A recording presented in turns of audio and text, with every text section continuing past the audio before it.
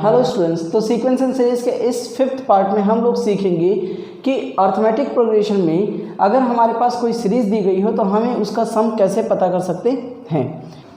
First formula जो हमारा यहाँ पे है वो है S N is equal to n/2 2a plus n-1 और d, ठीक है।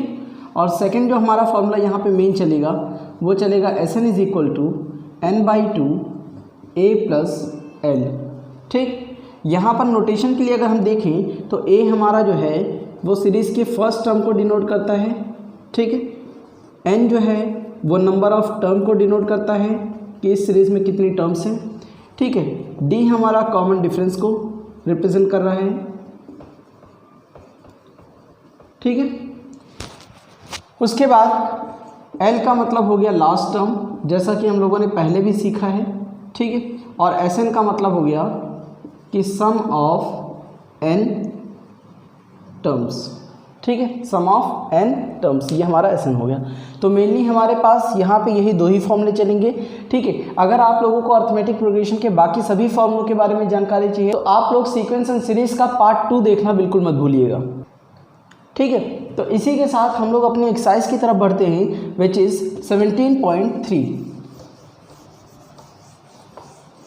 सो एक्सरसाइज हमारी स्टार्ट हो चुकी है 17.3 और हम लोग ये सारे क्वेश्चंस कर रहे हैं कहाँ से, केसी सिन्हा से, ठीक है। केसी सिन्हा पब्लिकेशन की मैथमेटिक्स की बुक है 11th क्लास के लिए, ठीक है। तो हमारा एक्सरसाइज हो गया 17.3, ठीक है। और अर्थमेटिक प्रोग्रेशन के ऊपर बेस्ड हम लोग क्वेश्चंस करने वाले हैं। तो यहाँ पर जो हमारा फर्स्ट क्वेश्चन है उसमें हमसे बोला गया है कि if the sum of n terms of a sequence, ठीक है, if the sum of n terms of the sequence is 2n² plus 4, इसका मतलब कि सम ऑफ n टर्म्स हमसे बोला गया है 2n² प्लस 4, ये हमारा क्वेश्चन नंबर 1 है। और इसमें आगे हमसे बोला गया है फाइंड इट्स nth टर्म, ठीक है, इसका nth टर्म क्या होगा, ठीक है, इसका nth टर्म क्या होगा। और फिर हमसे पूछा गया है कि क्या ये सीक्वेंस AP में है या नहीं है, ठीक है। तो यहाँ पर हम दो तरीके से कर सकते हैं, ठीक। सबसे पहले तो हम ये देखते हैं कि ये जो Sn is equal to 2n² plus 4 दे रखा है, क्या यहाँ से हम S1 निकाल सकते हैं कि नहीं। सो यहाँ पे S1 पता करने के लिए, इसका मतलब सम ऑफ फर्स्ट टर्म, ठीक है, फाइंड आउट करने के लिए हमें n की जहाँ पे 1 को रखना पड़ेगा, ठीक है। तो ये हो गया 1 का स्क्वायर 1, 2 जा 2, 2 प्लस 4 कितना आ गया 6, इसका मतलब sum up to the first term is equal to 6 आता है, ठीक है। ऐसे ही अगर हम S2 पता कर लें तो वो हमारा होता है n की यहाँ पे 2 और इसका स्क्वायर प्लस में 4, 2 का स्क्वायर 4, 4 2 जाता है 8 और 8 और 4 मिला के हो जाता है 12, ठीक है। ऐसे ही sum up to the third term अगर तुम्हें पता करना है तो हम क्या कर सकते हैं, n की जहाँ पे 3 रखते हैं, 3 का स्क्वायर प्लस 4, ठीक है, 3 का स्क्वायर 9 2 जा 18 और 18 4 22, ठीक है। अब एक चीज़ यहाँ पे देखते हैं क्या होता है, अगर हम A1 A2 A3 A4 इस तरीके से अपनी सीरीज़ को लिखते हुए जाएं और बोलें कि ये हमारा AP में है, ठीक है। तो S1 क्या रिप्रेजेंट कर रहा है, S1 रिप्रेजेंट कर रहा है कि फर्स्ट टर्म तक का सम, इसका मतलब यहाँ पे सिर्फ एक टर्म काउंट की जाएगी, तो इसका मतलब कहीं ना कहीं S1 हमारा सीरीज़ के फर्स्ट टर्म के क्या होता है, डायरेक्टली इक्वल होता है। ऐसे ही अगर हम S2 देखें तो S2 में हमारे पास है सीरीज़ की 2 टर्म का सम, इसका मतलब S2 किसके इक्वल हो गया, A1 प्लस A2 के, ठीक है। S2 किसके इक्वल हो गया, A1 प्लस A2 के। अब अगर हमें यहाँ पे सेकेंड टर्म पता करनी हो तो हम लोग S2 में से A1 ला के माइनस कर देंगे, ठीक है, which is the first term, और हमें पता है फर्स्ट टर्म हमारा S1 के क्या है, इक्वल, ठीक है। ऐसे ही अगर हमें A3 पता करना हो तो हमें क्या करना पड़ेगा, S3 में से S2 माइनस करना पड़ेगा, इसका मतलब कि थर्ड टर्म तक का सम में से अगर हम इस पार्टीशन को हटा दें तो हमारा A3 बचता है। तो यहाँ पे हम लोग देख रहे हैं कि A1 S1 के बराबर होता है, A2 हमारा S2 माइनस S1 के बराबर होता है, A3 हमारा S3 माइनस S2 के बराबर होता है। ऐसे ही अगर हमें सीरीज़ का nth टर्म पता करना हो तो हम चाहें तो यहाँ पर Sn माइनस का Sn-1 रख सकते हैं, ठीक है। ये हमारा एक फॉर्मूला बन जाता है, ठीक है, nth टर्म के लिए। तो फिलहाल हम लोगों ने S1 पता कर लिया, S2 पता कर लिया, S3 पता कर लिया। अब अगर सीरीज़ का हम फर्स्ट टर्म फाइंड आउट करना चाहते हैं तो हमने क्या सीखा कि वो S1 के बराबर होता है। इसका मतलब इस AP का जो फर्स्ट टर्म होगा वो 6 होगा, ठीक है। अगर हम A2 फाइंड आउट करना चाहते हैं तो हमने सीखा S2 माइनस S1। S2 हमारा 12 आया है और S1 6 है, ठीक है। तो 12 माइनस 6 ये हमारे पास आता है 6, ठीक है। तो हमारा जो सेकंड टर्म आ गया वो हो गया 6। इसके बाद अगर हमें A3 पता करना हो तो हम S3 में से S2 माइनस करेंगे तो ये हो गया 22 माइनस का 12, आंसर आता है 10, ठीक है। तो इस हिसाब से जो हमारा एक सीक्वेंस बना है, अभी हम इसको AP नहीं बोलेंगे, अभी हम कहेंगे कि हमारा कोई सीक्वेंस है, वो बना है 6, 6 और 10। अब हमें चेक करके बताना कि क्या ये AP में है कि नहीं है। तो ऑब्वियसली अगर हम देखें तो D1 जो कि फर्स्ट 2 टर्म्स के बीच का डिफरेंस है वो हमारा 0 आ रहा है, और अगर हम D2 देखें तो 10 माइनस 6 ये हमारा 4 आ रहा है। तो हम लोग कहेंगे कि कॉमन डिफरेंस यहाँ पे क्या है, कॉमन डिफरेंस यहाँ पर सेम नहीं है, ठीक है। तो जब भी कॉमन डिफरेंसेस डिफरेंट होते हैं तो हम कहेंगे since D1 is not equal to D2 hence it is not in AP। तो ये AP में नहीं है, ठीक है, नॉट इन AP, ये हो गया, ठीक। अब इसके nth टर्म के लिए हम ये वाला फॉर्मूला अगर यूज़ कर लेते हैं तो हमारा आंसर जल्दी से आ जाएगा। तो an इज इक्वल टू क्या होगा, Sn minus Sn minus 1। Sn का मतलब तो हो गया कि 2n स्क्वायर प्लस का 4 माइनस Sn माइनस 1 का मतलब हो गया कि इस फॉर्मूले में जहाँ जहाँ पे n है वहाँ हमें n माइनस 1 रखना है। तो ये हो गया n माइनस 1 का स्क्वायर और प्लस का 4, ठीक है। तो ये हो गया 2n स्क्वायर प्लस का 4 माइनस 2, n माइनस 1 को ओपन करेंगे तो n स्क्वायर प्लस 1 माइनस का 2n और प्लस का 4, ठीक है। इस 2 को आगे चल के अंदर इंटू कर लेंगे तो ये हमारे पास आ गया 2n स्क्वायर प्लस का 2 माइनस का 4n प्लस का 4, ठीक है। अब इसको ओपन कर लेते हैं, 2n square plus 4 minus 2n square minus का 2, ठीक है, प्लस का 4n और माइनस का 4, ठीक है। ये 4 और ये दोनों कैंसिल, ये भी एक दूसरे से क्या हो गया, कैंसिल। हमारे पास बेसिकली ये आता है -2 प्लस 4n या 4n माइनस 2। तो nth टर्म हमारा इस तरीके से आता है, ठीक है। और यहाँ पे ध्यान रखना है कि यहाँ पर ये जो nth टर्म का एक्सप्रेशन है वो n की वैल्यू जब तुम्हारी ग्रेटर देन इक्वल टू 2 होगी उसके लिए एक्सेप्टेबल है। क्यों? क्योंकि सीक्वेंस का जो फर्स्ट टर्म है वो अगर बाकी टर्म्स के साथ देखा जाए तो वो AP को फॉर्म नहीं करता। इसका मतलब ये हमारा एक तरीके से अलग नंबर है, हमारा मेन स्टार्टिंग होता है सीरीज़ का सेकेंड टर्म से, इसलिए n की वैल्यू हम लोग हमेशा ग्रेटर देन इक्वल टू 2 अगर लेते हैं तो nth टर्म के लिए हम लोग ये एक्सप्रेशन लिख सकते हैं, ठीक है। तो इसी के साथ ये क्वेश्चन हमारा फिनिश होता है। इसमें हमसे चीज़ें पूछी गई थी कि Sn इज इक्वल टू अगर ये दिया गया है 2n स्क्वायर प्लस 4 तो चेक करके बताओ ये AP में है कि नहीं। तो फिलहाल हम लोगों ने A1 A2 A3 इस तरीके से फाइंड आउट किए, उसके बाद सीक्वेंस बनाया, ये देखा कि कॉमन डिफरेंस सेम नहीं है, इसका मतलब ये AP में नहीं है। फिर nth टर्म के लिए हम लोगों ने एक फार्मूला गेन किया था an is equal to Sn minus Sn minus 1। उसी फॉर्मूले को हम लोगों ने यहाँ पे रख करके nth टर्म को सॉल्व किया जो कि हमारा आया 4n माइनस 2, और कब, जब n की value greater than equal to 2 हो, ठीक है। क्वेश्चन नंबर 2 में हमारे पास कुछ पार्ट्स में क्वेश्चन पूछे गए हैं। जैसे पार्ट 1 है, यहाँ पे हमें सम पता करना है और हमारे पास जो सीरीज़ दे रखी है वो दिया है 1 + 4 + 7 डैश डैश टिल 40 टर्म, ठीक है, टिल 40th टर्म। तो यहाँ पर हमारा जो फर्स्ट नंबर है, ठीक है, सीरीज़ का फर्स्ट नंबर या ए जिसको बोल सकते हैं, वो है हमारे पास 1। कॉमन डिफरेंस की बात करें तो देखो 4 में से 1 माइनस करते हो तो आंसर आता है 3, ठीक है। How many terms are there, तो इसका मतलब n इज इक्वल टू 40, ठीक है। और S40 हम लोगों को पता करना है। S40 का मतलब हो गया sum up to the 40th term, ठीक है। तो हमने क्या सीखा कि Sn इज इक्वल टू हमारे पास जो फॉर्मूला है वो है n/2 2a प्लस n-1 और d। अब अगर हम n की जहाँ पे 40 रखते हैं तो ये हो जाता है 40 डिवाइड बाई 2 इंटू a की वैल्यू है 1, 40 माइनस 1 इंटू डी की वैल्यू हमारे पास है 3। ठीक है, तो ये हमारे पास हो जाता है 40 को 2 से डिवाइड करोगे 20, ब्रैकेट में 2 प्लस 40 माइनस 1 39 और ये हो गया 39 3 जा।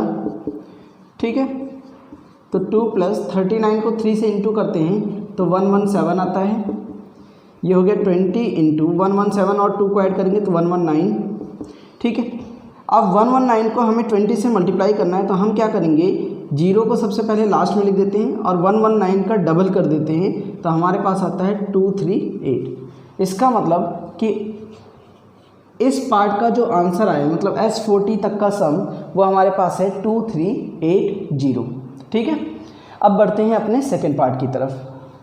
सेकेंड पार्ट में जो हमारे पास सीक्वेंस दिया है वो कुछ इस तरीके से 2 plus 3 whole 1/3 plus 4 whole 2/3 plus dash dash करते हुए 68 टर्म तक।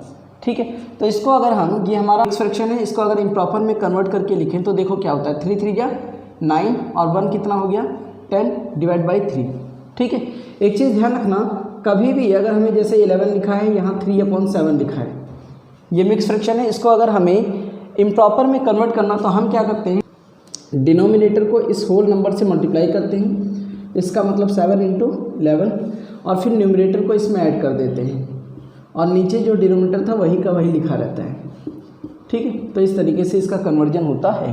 तो यहाँ पर वैसे ही किया गया, 3 3 जा 9 और प्लस 1 10/3, ऐसे ही 3 4 जा 12 में 2 ऐड किया तो ये आ गया 14/3 और डैश डैश करते हुए हम लोग चले गए हैं 68 टर्म तक।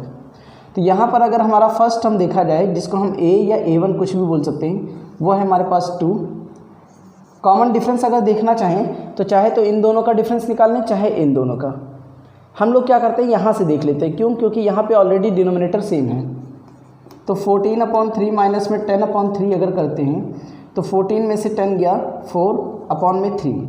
ठीक है, तो 4/3 हमारा क्या आया है, कॉमन डिफरेंस। क्लियर। उसके बाद n की वैल्यू कितनी लेना है, 60, क्योंकि 68 टर्म तक का हमसे सम पूछा गया है। अब Sn इज इक्वल टू हमारे पास फॉर्मूला है n/2 2a प्लस n-1 और d। अब यहाँ पे क्योंकि हमसे 60 टर्म्स तक का सम पूछा गया है तो हम लोग n की जहाँ पे क्या रखते हैं, 60। ठीक है, यहाँ पर 60 रखा, डिवाइड बाई 2 किया, 2 इंटू a तुम्हारे पास कितना है 2 प्लस में 60 माइनस 1 और d हमारे पास कितना है 4/3। ठीक है, तो यहाँ 4 क्या लिख देते हैं 3। अब 60 को 2 से अगर डिवाइड किया जाए तो ये आता है 30। ठीक है, 2 2 जा हमारे पास कितना होता है 4 प्लस में 59, 60 में से 1 गया तो इंटू 4/3। ठीक है, अब आगे देखते हैं ये क्या होता है, 30 इंटू 4 प्लस, अब देखो 4 को अगर 59 से हम लोग मल्टीप्लाई करते हैं, ठीक है, तो 4 9 जा होता है हमारे पास 36, 3 यहाँ पे कैरी आ गया, 4 5 जा 20 और 3 23, डिवाइड बाई कितना आया 3। ठीक है, तो अब क्या करेंगे, यहाँ पर 4 के नीचे कुछ नहीं है तो 1 को हम एज अ डिनोमिनेटर ले लेते हैं। अब 1 और 3 का जब एलसीएम लेंगे तो 3 आ जाएगा। ठीक है, और यहाँ 3 लाने के लिए ऊपर नीचे 3 से मल्टीप्लाई करेंगे, 3 4 जा हो जाता है 12 और ये 236। ठीक, उसके बाद हम ये देखते हैं कि 3 1 जा और 3 10 जा, ये आपस में हो जाता है कैंसिल, तो बाहर आ गया 10। 12 और 236 को ऐड करते हैं तो ये आ जाता है 248 और बाहर के 10 से मल्टीप्लाई हुआ 2480। तो इस तरीके से ये हमारा आ जाता है S60 तक का सम, विच इज़ 2480। क्वेश्चन नंबर 2 का जो थर्ड पार्ट हमारे पास है उसमें हमसे बोला गया है कि 3/√5 प्लस में 4/√5 प्लस √5 प्लस टू 25 टर्म्स। ठीक है, 25 टर्म्स तक का हमें सम पता करना है। क्लियर? तो देखो क्या करेंगे, अगर हम a की वैल्यू देखें तो वो आता है हमारा 3/√5। अगर हम d की वैल्यू देखें तो सेकेंड टर्म में से 4 टर्म को हमें माइनस करना है। दोनों का डिनोमिनेटर सेम है तो इसको एक साथ लिख लेते हैं। ऊपर आ जाएगा 4 - 3, ये आ गया 1/√5। ये हमारा कॉमन डिफरेंस आ गया। ठीक है, उसके बाद n की वैल्यू कितनी लेनी है, n की वैल्यू हमें लेना है 25। अब अगर सम पता करना है तो Sn = n/2 ब्रैकेट में 2a + n-1 और ये हो गया d। ठीक है, n कितना है हमारे पास 25 / 2, 2 × a की वैल्यू हो गई 3/√5 प्लस में n हो गया 25 माइनस का 1 और d की वैल्यू आई है 1/√5। ठीक है, अब देखते हैं ये क्या होता है। 25/2 को ऐसे का ऐसे ही लिख देते हैं, सेम टू सेम। 25/2 इंटू में ब्रैकेट के अंदर देखते हैं क्या हुआ, 2 3 जा 6/√5 प्लस में 25 में से 1 गया 24 और 1 से इंटू कर दोगे 24/√5। दोनों का डिनोमिनेटर सेम है तो हम इसको एक साथ लिख देते हैं और 6 और 24 को ऐड करेंगे तो ये आ जाएगा 30। अब अगर ध्यान से देखें तो 2 और ये 15 टाइम में कैंसिल हो जाता है तो ये आ गया 25 × 15/√5। ठीक है, अब देखो क्या होता है, हम चाहें तो इसको रैशनलाइज कर सकते हैं। रैशनलाइज करने के लिए करना क्या होगा, √5 से ऊपर जो भी डिनोमिनेटर है उसी नंबर से ऊपर और नीचे मल्टीप्लाई करना है। तो यहाँ पर ये हो जाएगा 25 × 15 × √5 अपॉन में √5 और √5 को इंटू करेंगे तो 5 1 जा और 5 जा, ये हो गया कैंसिल। ठीक है, तो हमारे पास बचा क्या है, हमारे पास बचा है 5 और 15 का प्रोडक्ट जो कि आता है 75 और बैक साइड में इसके लग गया √5। तो इस तरीके से इसका जो सम आता है ओवरऑल टर्म्स का वो आता है 75√5। ठीक है, क्वेश्चन नंबर 2 का अब हम देखते हैं फोर्थ पार्ट, जिसमें हमारे पास जो AP दी गई है वो है 1 + 5 प्लस में 3 प्लस में 9, ठीक है, प्लस 5 प्लस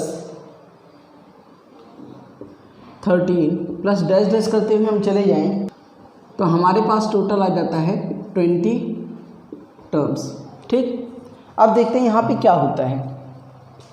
अगर हम इस सीक्वेंस को देखें तो ये AP में नहीं है, ठीक है, लेकिन अगर हम यहाँ पे ध्यान दें तो 1 3 3 5, ठीक है, इसी के बाद अगला नंबर 7 आएगा, ऐसे देखो 5 9 और ये 13।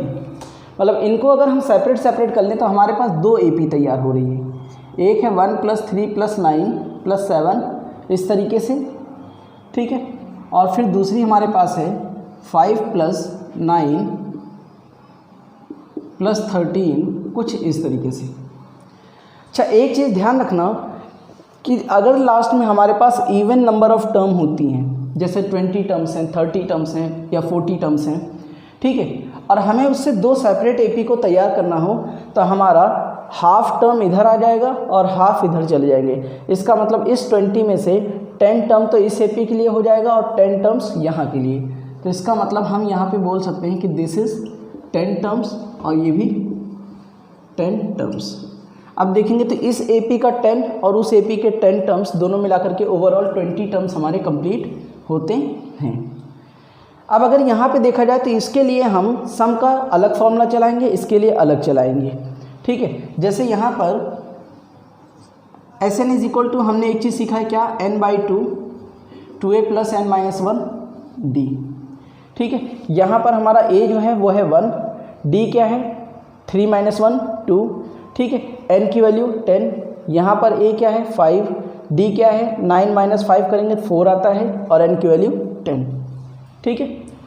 तो इसको अगर देखा जाए तो ये हमारे पास होना चाहिए 10 / 2 ब्रैकेट के अंदर 2 × फर्स्ट टर्म प्लस में n - 1 × d की वैल्यू कितनी आती है 2, और इस वाले पोर्शंस के लिए अगर हम देखेंगे तो 10 डिवाइडेड बाई 2 इंटू ए हमारा क्या है 5 प्लस में 10 माइनस 1, ठीक है, इंटू डी क्या है 9 माइनस 5 4। अब इनको अलग अलग सॉल्व करते हैं। यह होता है 5 हमारा, ठीक है, 2 प्लस में 10 माइनस 1 9 इंटू 2 किया गया है 10 डिवाइड बाई 5, ठीक है, 2 इंटू 5 10 प्लस में 10 माइनस 1 9 इंटू 4 किया गया है, ठीक है। तो यहाँ पर अगर देखा जाए तो 5 यह आता है 2 प्लस 9 2 जा 18, 5 10 प्लस 9 4 जा 36, ठीक है। तो आगे चल के देखते हैं क्या होता है हमारे पास। 18 और 2 ये हो जाता है हमारे पास 20, और फिर 20 को हमें 5 से क्या करना है मल्टीप्लाई, प्लस में 5 इंटू 36 और 10 हमारे पास हो जाता है 46, ठीक है। 25 जो हमारे पास आंसर आता है 100, प्लस में इसको प्रोडक्ट करते हैं 5 6 जा 30, 3 इधर आ गया, 5 4 जा 20 और 3 230, 230 में ये वाला 100 अगर ऐड कर लें तो हमारा आंसर आता है 330। तो इस तरीके से इस पूरी एपी का सम अगर हम देखें तो हमारा आंसर आता है 330, ठीक है। क्वेश्चन नंबर 3 में हमारे पास बोला गया है कि how many terms can be taken, ठीक है, इसका मतलब n की वैल्यू क्वेश्चन मार्क हो गई, ठीक है। How many terms can be taken to make the sum of this AP, ठीक है। How many terms can be taken to make the sum of this AP, that is 15 plus 12 plus 9 plus dash dash करते हुए अगर हम चले जाएं, to make the sum of this AP is equal to 15, ठीक है। हम इस एपी के कितने टर्म्स लें कि इस एपी का टोटल सम 15 हो जाए, ठीक है। तो एक चीज़ यहाँ पे ध्यान करने वाली है, हमेशा ध्यान रखना है, कभी भी अगर हमारी एपी जो है डिक्रीज़ करते हुए जा रही हो, जैसे यहाँ पे देखो 15 12 9, इसके बाद ऑब्वियसली कम नंबर आते जाएंगे, तो अगर हमारी एपी डिक्रीज़ करती हुई जाए तो जब भी हम n की वैल्यू पता करते हैं हमारे पास n के 2 आंसर आते हैं और दोनों ही पॉजिटिव आंसर आते हैं, और दोनों ही आंसर हम लोग एक्सेप्ट कर सकते हैं। तो हमने क्या सीखा कि अगर हमारा एपी जो है, अगर हमारा क्या है एपी वो डिक्रीजिंग ऑर्डर का है, ये ध्यान रखना है। अगर हमारे पास एपी क्या है डिक्रीजिंग ऑर्डर का है तो n की हमारे पास 2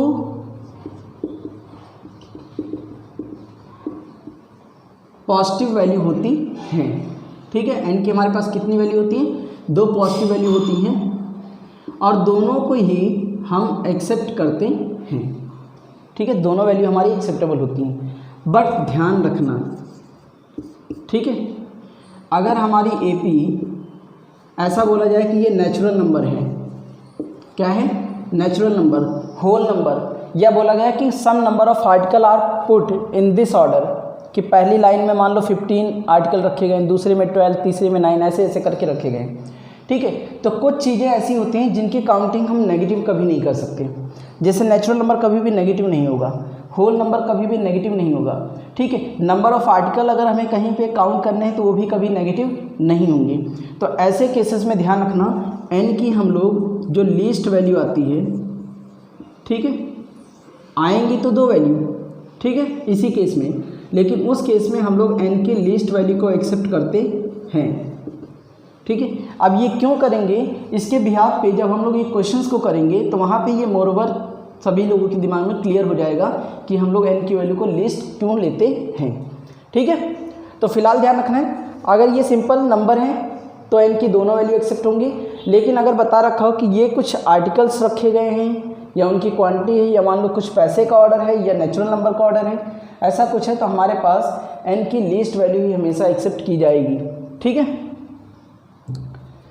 उसके बाद देखो यहाँ पे क्या होता है, हमें Sn इज इक्वल टू 15 दे रखा है, n की वैल्यू क्वेश्चन मार्क है, a की वैल्यू यहाँ से देखते हैं 15 आता है, और d की वैल्यू देखेंगे 12 माइनस 15 विच इज़ -3, ठीक है।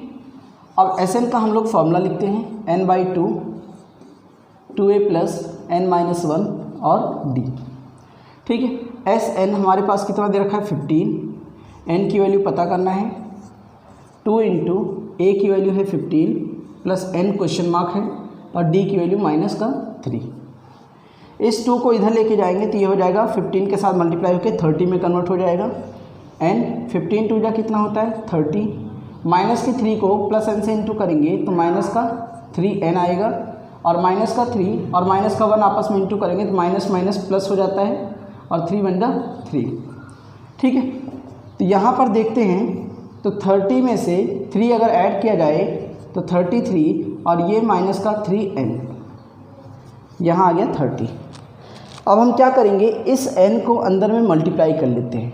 ठीक है, इस n को अंदर क्या कर लेते हैं, मल्टीप्लाई। तो n को जब हम अंदर मल्टीप्लाई करेंगे तो लेफ्ट में हमारे पास 30 ही लिखा रहेगा। ठीक है, बट राइट साइड में हमारे पास ये हो जाएगा 33n माइनस का 3n²। अगर हम इन सभी नंबर को इधर लेके आएँ तो -3n इधर आ जाएगा तो प्लस का 3n² हो जाएगा, ये माइनस का 33n हो जाएगा और ये प्लस का 30 = 0। ध्यान रखना, इक्वल साइन के अगर उधर कोई नंबर है और उसको हमें इधर लेके आना है तो हमें उनके साइन चेंज करने होते हैं। अब यहाँ पे अगर देखा जाए तो सारे टर्म्स हमारे 3 से डिवाइड हो रहे हैं, तो हम इसको और ज़्यादा सिंप्लीफाई करने के लिए 3 से क्या कर लेते हैं, डिवाइड। तो ये हो जाएगा n², ये हो जाएगा 11n और ये हमारे पास आ जाएगा प्लस का 10 = 0। ठीक है, अब ये हमारे पास एक क्वाड्रेटिक इक्वेशन है। ठीक है, तो सभी लोगों को यहाँ पे क्वाड्रेटिक इक्वेशन सॉल्व करना आना चाहिए।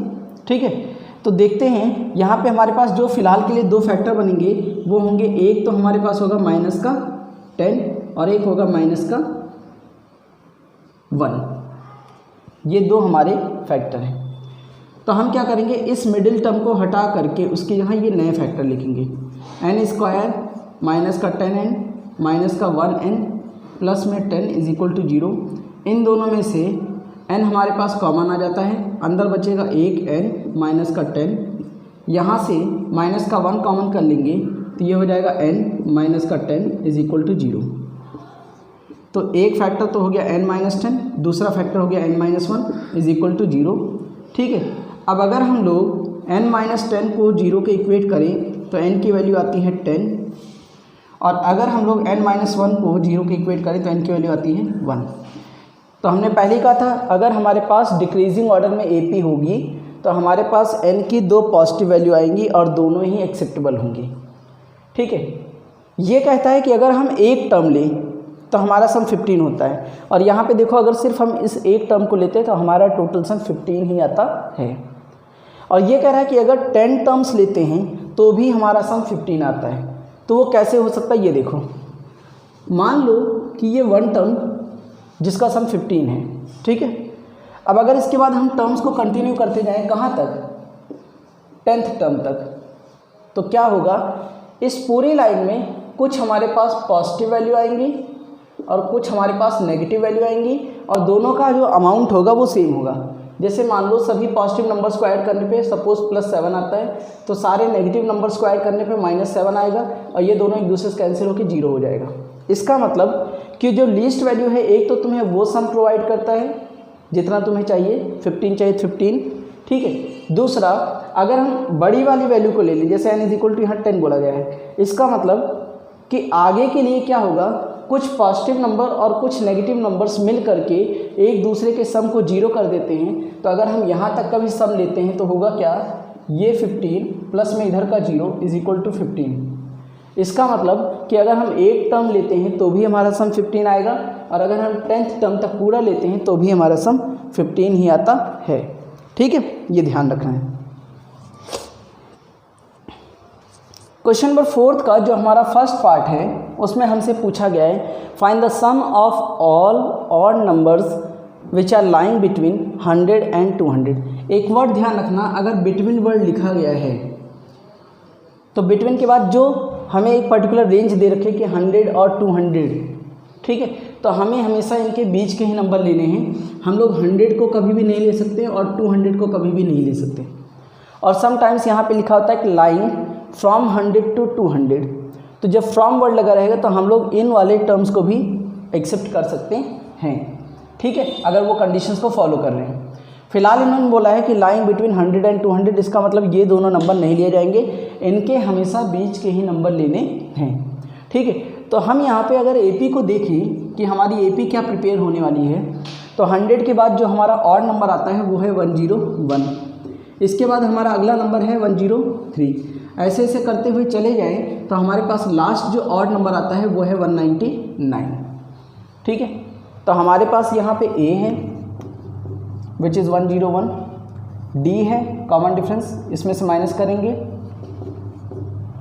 तो ये आता है 2, लास्ट टर्म L है जिसकी वैल्यू है 199। ठीक है, एक चीज़ ध्यान रखना, सम पता करने के लिए नंबर ऑफ टर्म का होना बहुत ज़रूरी है। ठीक है, n की वैल्यू हमें हर हाल में पता होनी चाहिए अगर हमें सम पता करना है तो हम यहाँ पे पहले तो ये वाला फॉर्मूला रखते हैं कि L is equal to A plus n minus 1D। ठीक है, लास्ट टर्म कितना है 199। क्यों रखा है इस फॉर्मूले को, ताकि हमें n की वैल्यू क्लियर हो जाए कि हमारा नंबर ऑफ टर्म कितना है। ठीक है, 101 को इधर लाके क्या कर लेंगे, माइनस n माइनस 1 इंटू 2। ठीक है, 199 में से 101 अगर माइनस करेंगे, 9 माइनस 1 आता है 8 और 19 माइनस 10 करते हैं तो 9। ठीक है, ये आ गया n माइनस 1 इंटू 2। इस 2 को हम इधर लाके क्या कर देंगे, डिवाइड। 98 को अगर 2 से डिवाइड करते हैं तो हमारे पास आता है 49 और इधर आ गया n माइनस 1। माइनस का 1 अगर इधर लेके आ जाएं तो 49 plus 1 is equal to n। So n की वैल्यू कितनी आ जाती है, 50।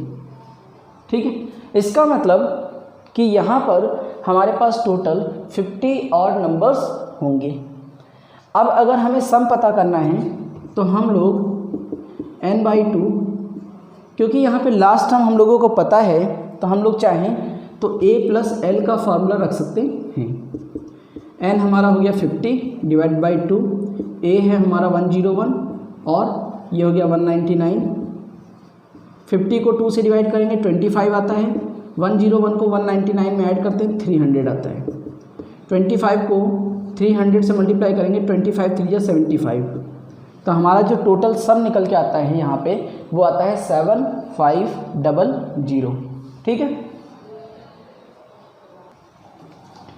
क्वेश्चन नंबर 4 का जो सेकेंड पार्ट हमारे पास है उसमें क्या बोला गया है, find the sum of all odd integer. ठीक है, कहाँ से कहाँ तक, फ्रॉम 1 to 2001 तक। क्लियर, तो हमने एक चीज़ तभी बताया था पार्ट 1 में कि अगर यहाँ पे फ्रॉम लिखा गया है तो हम लोग इस लीस्ट और एक्सट्रीम वैल्यू को भी अगर कंडीशन कहती है तो उसके हिसाब से एक्सेप्ट कर सकते हैं। जैसे इन्होंने ऑड नंबर बोला है तो 1 भी हमारा ऑड नंबर होता है, 2001 भी हमारा ऑड नंबर होता है, और यहाँ पे फ्रॉम लगा है, इसका मतलब कि हम इनको भी ले सकते हैं। और अगर बिटवीन लिखा होता है तो हम लीस्ट और एक्सट्रीम वैल्यू को कभी भी नहीं लेते हैं। ठीक है, ये ध्यान रखना है। तो फ्रॉम के केस में हम इनको एक्सेप्ट कर सकते हैं। तो इस हिसाब से अगर हम ऑड नंबर को लेते हुए अपनी AP बनाएं तो 1 3 5, ठीक है, 7, इस तरीके से कंटिन्यू होते हुए कहाँ तक जाते हैं हम लोग, 2001 तक। क्लियर, अब देखो यहाँ पर A की वैल्यू तो 1 है, that is the first term. Common difference हमारा 3 - 1 अगर करते हैं तो 2 आता है। लास्ट टर्म इन्होंने दे रखा है 2001। तो हम लोग सबसे पहले अगर हमें SN पता करना है तो उसके लिए n का होना ज़रूरी है। तो हम लोग first of all L is equal to A plus n-1D का लगा लेते हैं फॉर्मूला। ये हो गया 2001 is equal to 1 plus n-1 into D की वैल्यू हो गई 2। 1 को इधर लाके माइनस करते हैं, 2001 माइनस का 1 is equal to n-1 into में 2। यह आ जाता है हमारे पास 2000। 2 यहाँ पे मल्टीप्लाई है, इधर लाओगे तो डिवाइड हो जाएगा, ये हो गया n-1। 2000 को 2 से अगर डिवाइड करते हैं तो हमारे पास आता है 1000 इज़ इक्वल टू n-1। -1 को इधर भेज दें, सो n की वैल्यू आती है 1000 विच इज़ 1000 प्लस 1, तो ये आ जाएगा 1001। ये हमारे पास n की वैल्यू आ गई। अब अगर हमें SN पता करना है तो हम लोग A प्लस L का फॉर्मूला रख सकते हैं, क्योंकि लास्ट टर्म हम लोगों को पता है। ये हो गया हमारा n डिवाइड बाई 2, a क्या है 1 और l क्या है 2001, 1001 इंटू 2001 को इससे अगर ऐड करेंगे तो ये हो जाएगा 2002 और यहाँ डिवाइड बाई 2, कैंसिल करेंगे तो ये आ जाता है 1001। तो ये हो गया 1001 इंटू 1001। अब यहाँ पर इसको हम एज अ 1001 का स्क्वायर के तरीके से ट्रीट कर सकते हैं, ठीक है। तो 1000 का 1001 का जो स्क्वायर होता है वो होता है 102001, ठीक है। तो ये आ गया हमारे पास टोटल सम, ठीक है। अगले क्वेश्चन में विच इज़ क्वेश्चन नंबर 5, हमसे ये पूछा गया है कि determine the sum of first 35 term.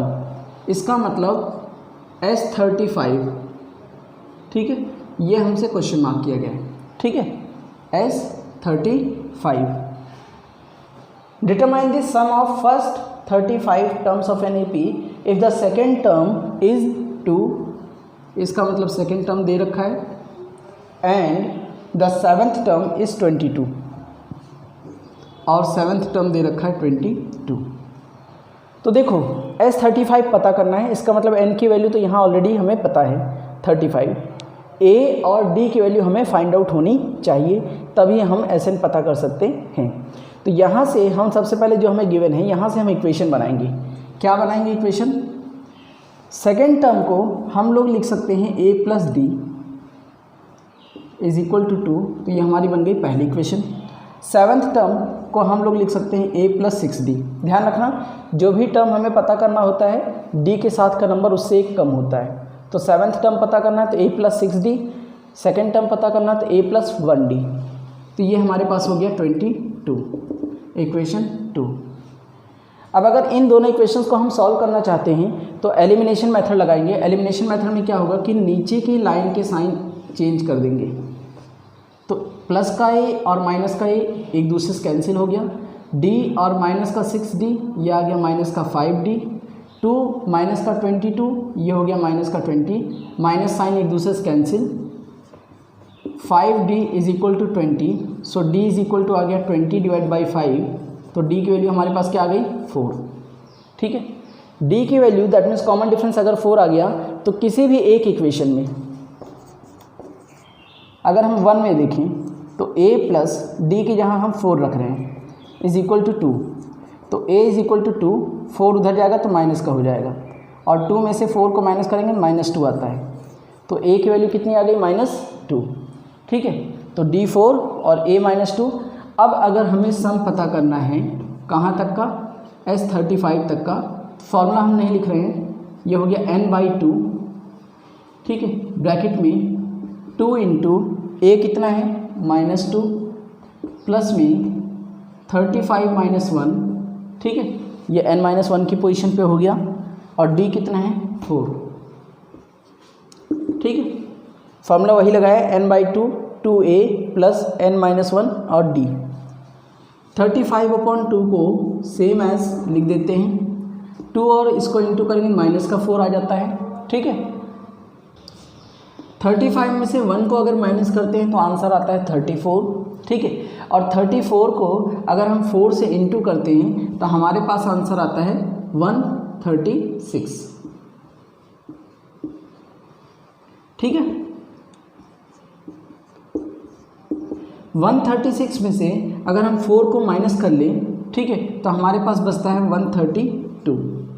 2 से इसको कैंसिल करेंगे तो 35 इंटू यह आ जाता है हमारे पास 66, ठीक है। अब हमें इनको मल्टीप्लाई करना है, तो देखो 35 को 6 से इंटू करेंगे तो 210 आता है, 210, तो 0 हमने कॉपी कर दिया, 21 इसके ऊपर कैरी हो गया, 35 6 जा अगेन 210, और अगर इसमें 21 को ऐड करते हैं तो ये आता है 1, ठीक है, 1 + 2 3 और ये 2, ठीक है। तो ये हो जाएगा हमारे पास 231।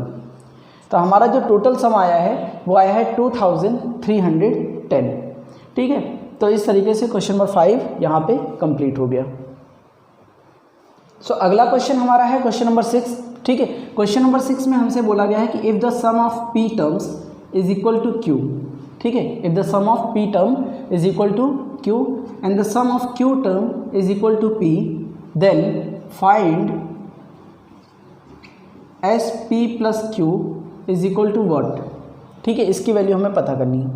तो कई बार ये क्वेश्चन इस फॉर्म में भी होता है, समटाइम्स इसी को ऐसे दे देते हैं, sum of m terms is equal to n, sum of n terms is equal to m। ठीक है, प्रूव कि sum of m plus n is equal to minus का m प्लस n। ठीक है, तो इस हिसाब से देखा जाए तो इसकी भी वैल्यू आनी चाहिए क्या, माइनस का साइन। ठीक है, p प्लस q। ठीक है, ये हमारा आंसर आना चाहिए। फिलहाल देखते हैं इसको करना कैसे है। ठीक है, तो देखो जो हमें गिवन है वहाँ से हम पहले तो दो इक्वेशन बनाएंगे, दोनों इक्वेशन को सॉल्व करेंगे और वहाँ से a और d की क्या निकाल लेंगे, वैल्यू। फिर Sn का अपना फॉर्मूला लिखेंगे सम ऑफ n टर्म्स के लिए, वहाँ पे n के जहाँ ये वाली वैल्यू प्लॉट करेंगे p प्लस q, और a और d की वैल्यू जो हमने फाइंड आउट किया है उसको रखेंगे। ठीक है, तो सबसे पहले फर्स्ट इक्वेशन देखते हैं। हमारे पास दिया है sp is equal to q।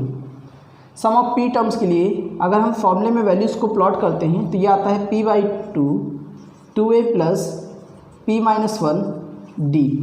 जहाँ जहाँ फॉर्मूले में n आता है वहाँ वहाँ बस हमने p को प्लॉट किया है। ठीक है, तो ये हो जाता है 2a plus p minus 1 d is equal to q।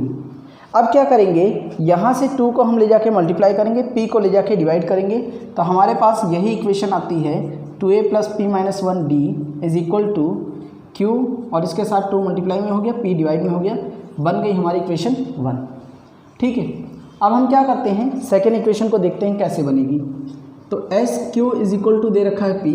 S Q के लिए हम फॉर्मूले में अगर वैल्यू को प्लॉट करते हैं तो n की जहाँ पे q रखना है 2a प्लस q माइनस 1, और ये हो गया d is equal to p। यहाँ पे भी वही काम, 2 को हम ले जाके p से मल्टीप्लाई करेंगे, q को कर देंगे डिवाइड, तो हमारे पास इक्वेशन आ जाती है q minus 1 d is equal to 2p upon में q। ठीक है, ये हो गई हमारी इक्वेशन 2। अब हम करेंगे सॉल्विंग इक्वेशन 1 एंड 2। ठीक है, तो सॉल्व करने के लिए करना क्या है, दोनों में हम लगाएंगे एलिमिनेशन मेथड। ये हमारी पहली इक्वेशन और ये हमारी हो गई दूसरी इक्वेशन। एलिमिनेशन मेथड लगाने के लिए नीचे वाली लाइन के साइन चेंज करेंगे। ठीक है, तो हम क्या देखते हैं, 2a हमारा हो जाता है कैंसिल। ठीक है, यहाँ पे p माइनस क्यू आ जाएगा ब्रैकेट के अंदर में। ठीक, और यहाँ पर -1 और +1 कैंसिल, बाहर इनटू में d है तो उसको वैसे ही रख देंगे। यहाँ देखते हैं 2 को कॉमन कर लेते हैं, अंदर बचेगा q upon p minus p upon q। ठीक है, जब एलसीएम लेते हो तो यही चीज़ हमारी हो जाएगी q स्क्वायर माइनस का p स्क्वायर अपॉन में pq। ठीक है, इसी को अगर आगे देखा जाए तो यहाँ से एक चीज़ देखो, माइनस का साइन कॉमन अगर कर दें तो हमने क्या देखा, यहाँ पे q प्लस का हो जाएगा, p माइनस का हो जाएगा, और d इसके साथ इनटू में है। यहाँ देखो ये a square minus b square के फॉर्म में है। ठीक है, तो a square minus b square का जो हमने फार्मूला सीखा है अलजेब्रा में वो है a plus B a minus B. तो उस फॉर्मूले के हिसाब से हम इसको लिख सकते हैं, 2 को तो बाहर लिखा रहने देंगे, ये हो जाएगा q प्लस p और इनटू में q माइनस p अपॉन में pq। d की वैल्यू को पता करना है तो 2q plus p q minus p upon में माइनस का साइन q माइनस p और pq का प्रोडक्ट, ये दोनों एक्सप्रेशन एक दूसरे से क्या हो जाएंगे, कैंसिल। हमारी जो d की वैल्यू आती है वो आती है -2q प्लस p अपॉन में pq। ठीक है, ये हमारी आ गई d की वैल्यू। ठीक है, अब इसके बाद हमें निकालना है क्या, a की वैल्यू हमारी कितनी आती है। तो उसके लिए क्या करेंगे, अपनी फर्स्ट इक्वेशन में d की वैल्यू को प्लॉट करके देखते हैं क्या आया है। ठीक है, तो हमारा देखो फर्स्ट इक्वेशन है 2a plus p minus 1 d is equal to 2q upon p। ठीक, हम यहाँ पे d की वैल्यू को प्लॉट करने वाले हैं। ठीक है, which is -2p plus q upon में pq is equal to 2q upon p। अब यहाँ देखो क्या आएगा, अगर हम इस 2 को अंदर में इंटू कर लें तो ये आता है माइनस का 2p माइनस का 2q अपॉन में pq is equal to 2q upon p। ठीक है, अब देखो क्या होता है, इसको अगर हम इस वाले टर्म से मल्टीप्लाई करें तो हमारे पास ब्रैकेट में आएगा क्या, माइनस का 2p और ये वाला p मल्टीप्लाई करेंगे तो माइनस का 2p²। ठीक है, माइनस का 2p और प्लस 1 से इंटू करोगे तो प्लस का 2p, माइनस 2q और इससे इंटू करोगे तो माइनस का 2pq, माइनस और ये प्लस इंटू हो गया प्लस का हो जाएगा 2q अपॉन में pq। क्लियर, ये हो गया 2q अपॉन में p। अब यहाँ देखो क्या आता है 2a प्लस, अगर हम इन सभी टर्म्स को सेपरेट करें तो देखो अंदर में क्या बचता है, जैसे माइनस 2p² अपॉन में pq प्लस में 2p अपॉन में pq माइनस 2pq अपॉन में pq और प्लस 2q अपॉन में pq। ठीक है,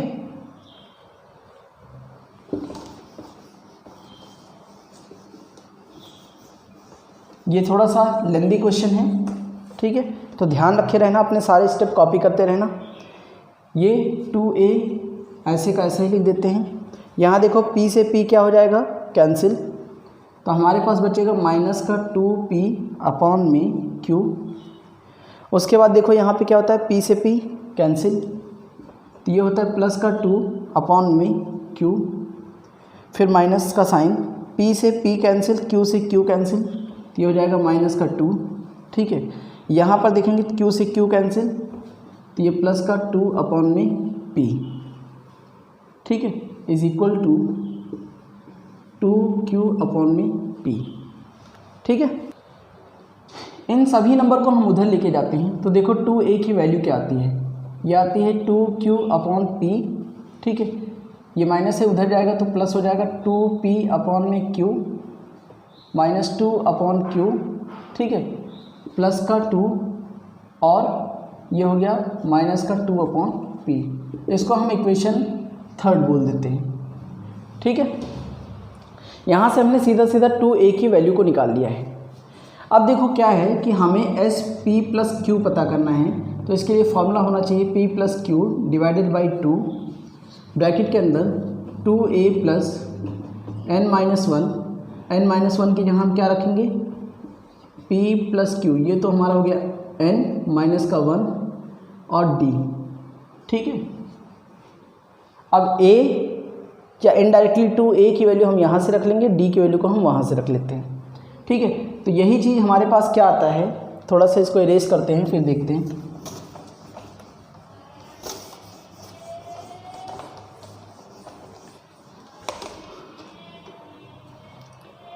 p प्लस क्यू को तो हम बाहर सेम टू सेम लिख देते हैं, अंदर देखते हैं।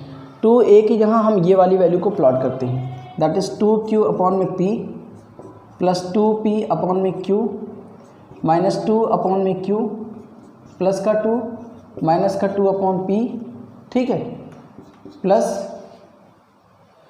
अब यहाँ देखते हैं p प्लस क्यू माइनस 1। ठीक है, अब d की वैल्यू को हमें प्लॉट करना है इसके साथ में प्रोडक्ट मिला के।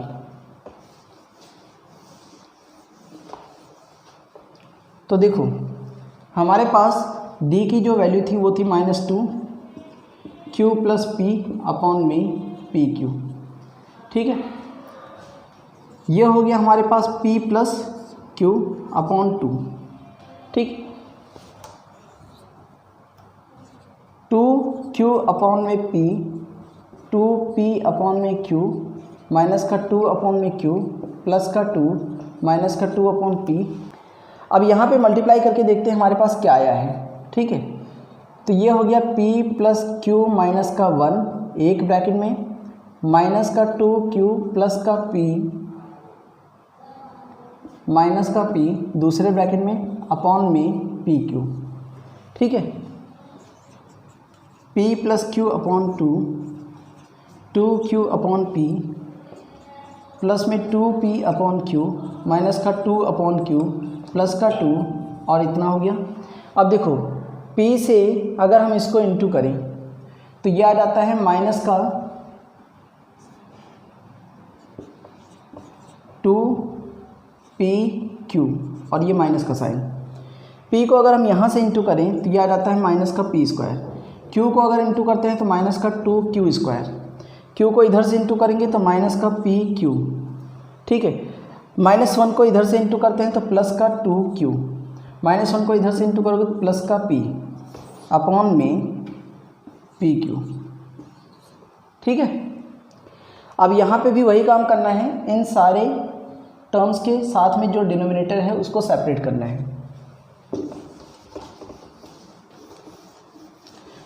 तो इतना करने के बाद हमारे पास फाइनली अंदर में सिर्फ -2 बचेगा और जिसमें से भी 2 और 2 कैंसिल हो जाएगा, माइनस का साइन बाहर लग जाएगा, तो हमारी प्रूविंग हो जाएगी। इसका मतलब इस पूरे पोर्शंस को सॉल्व करने के बाद हमें -2 मिलना चाहिए, ठीक है।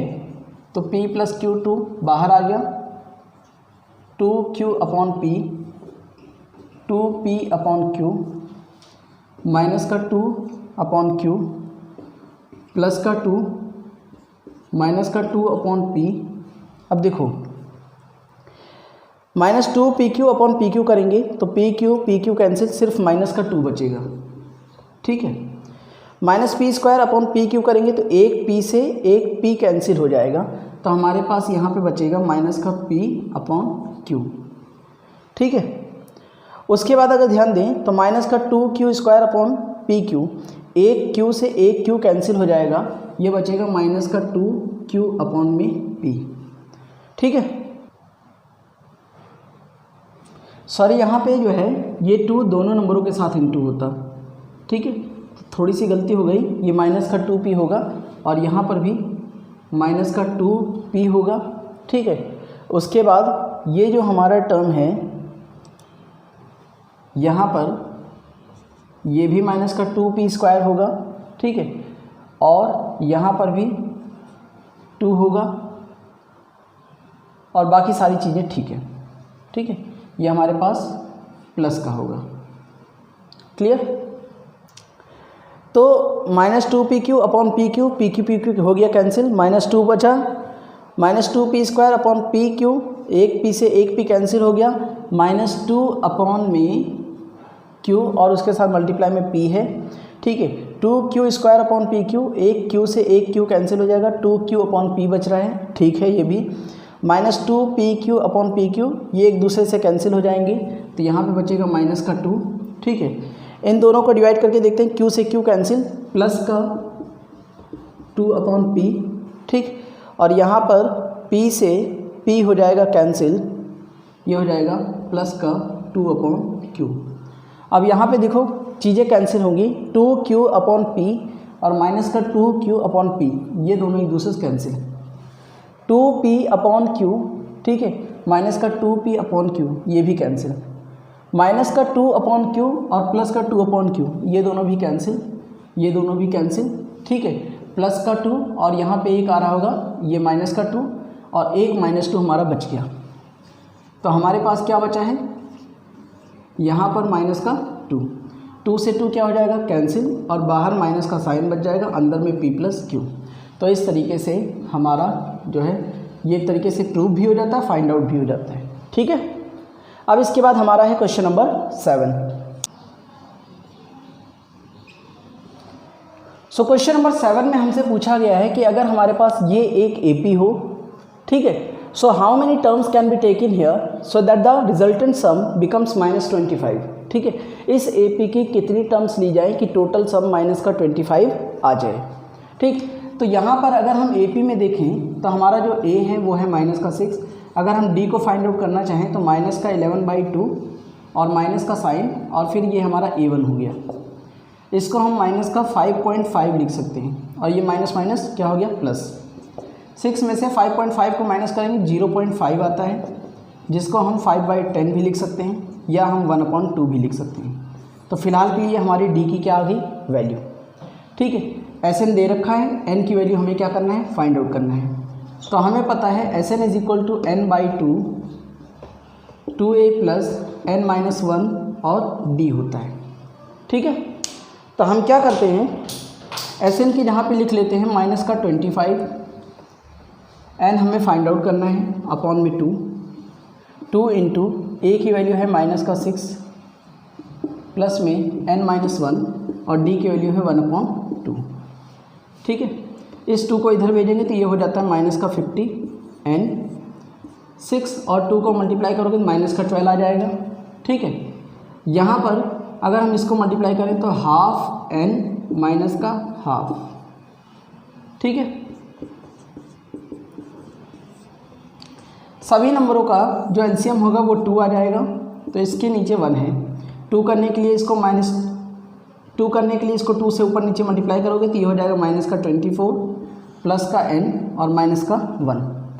ठीक है, तो माइनस का 50 is equal to n, bracket के अंदर में ये हो जाएगा माइनस का 25 प्लस का n डिवाइड बाई 2। इस 2 को इधर ले जाके मल्टीप्लाई करेंगे तो ये हो जाएगा हमारा माइनस का 100 इज इक्वल टू n को अंदर इंटू करते हो तो माइनस का 25n और प्लस का n स्क्वायर। ठीक है, तो हमारे पास जो क्वाड्रेटिक इक्वेशन बनेगी, इस -100 को उधर लेके जाते हैं तो हमारे पास क्वाड्रेटिक इक्वेशन बनती है n स्क्वायर माइनस का 25n और प्लस का 100 इज इक्वल टू 0।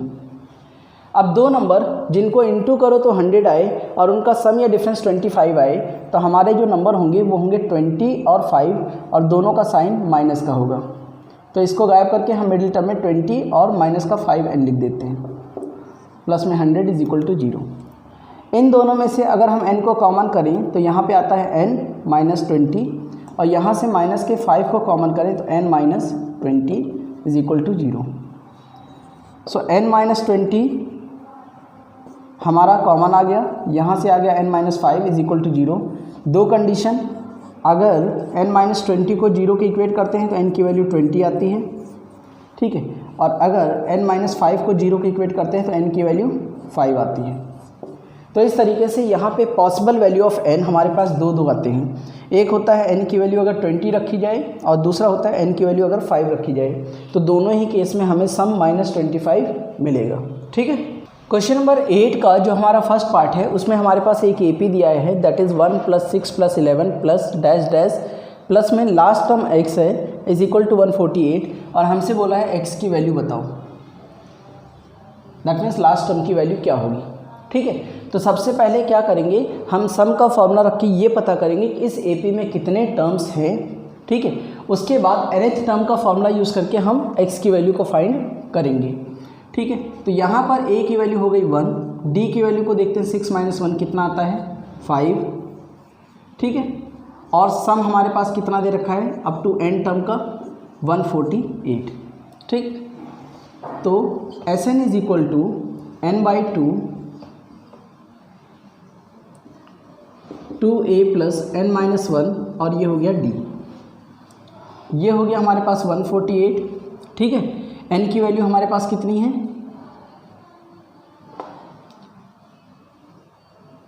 n की वैल्यू हमें फाइंड आउट करना है। 2 इंटू a की वैल्यू 1 n-1 और d की वैल्यू हमारे पास है 5।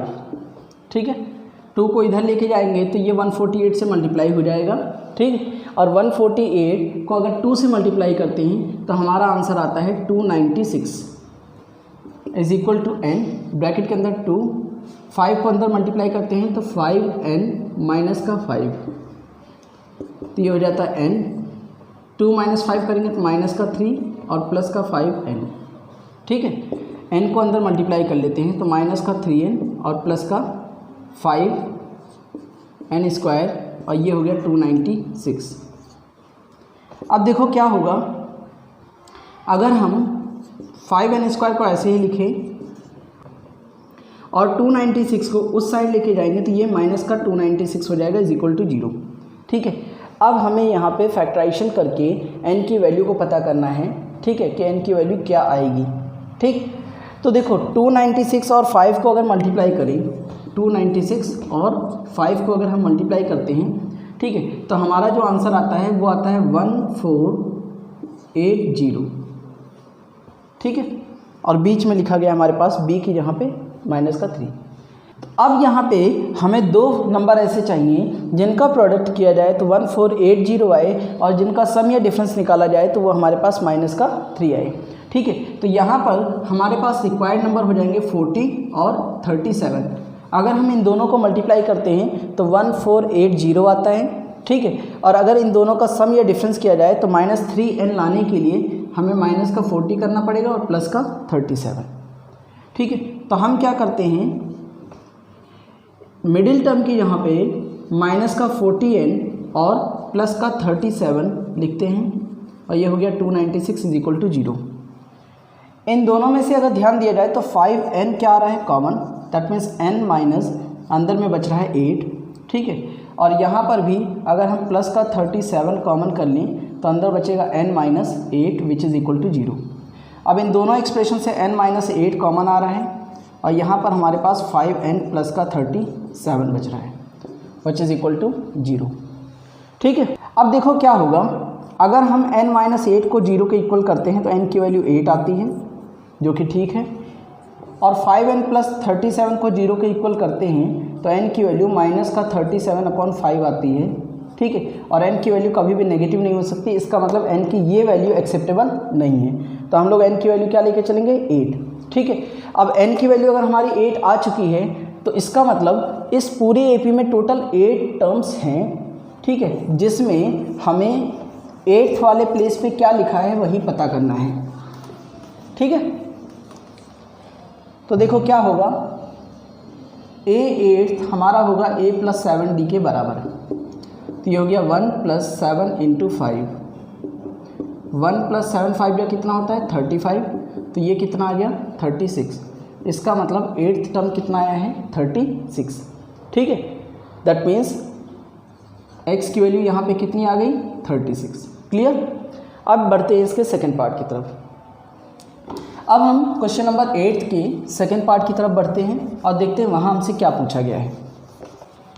तो क्वेश्चन नंबर 8 का सेकंड पार्ट भी कुछ फर्स्ट पार्ट की तरह ही है।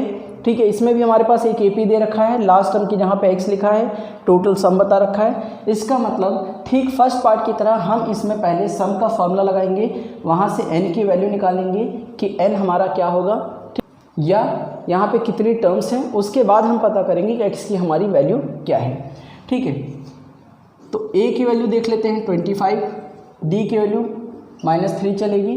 ठीक है, Sn हमारा दे रखा है 115, Sn का फॉर्मूला क्या होता है n/2 2a + n - 1d। ठीक है, यहाँ रख देते हैं 115 = n/2 2 × 25 प्लस में n-1 और d की यहाँ पे लिखते हैं -3। 2 को इधर ले जाएंगे तो 115 × 2 हो जाएगा, ये हो गया n।